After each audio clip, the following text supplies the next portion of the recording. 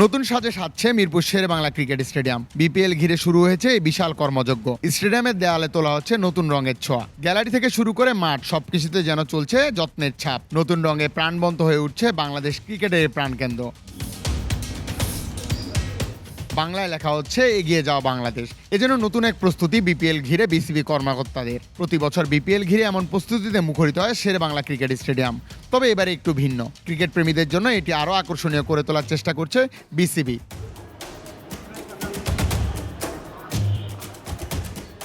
সবকিছু প্রস্তুত যেন দর্শকরা মাঠে বসে উপভোগ করতে পারেন প্রতিটি বল আর প্রতিটি মুহূর্ত, সেদিকে নজর সবার।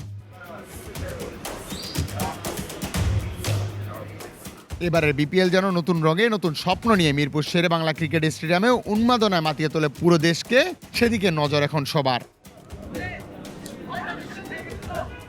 এবারে বিপিএল ঘিরে চলছে নানা আলোচনা সমালোচনা, কিন্তু এই রঙের কাজগুলো আসলেই উন্মাদনা বাড়িয়ে দিবে দর্শকদের, আকর্ষিত করবে মাঠে আসা দর্শকদের। সে কাজটি করে যাচ্ছেন বিসিবি। রাজধানী মিরপুর শেরে বাংলা ক্রিকেট স্টেডিয়াম থেকে রাজীব ইসলাম, বিডিআর কাইফ, ঢাকা।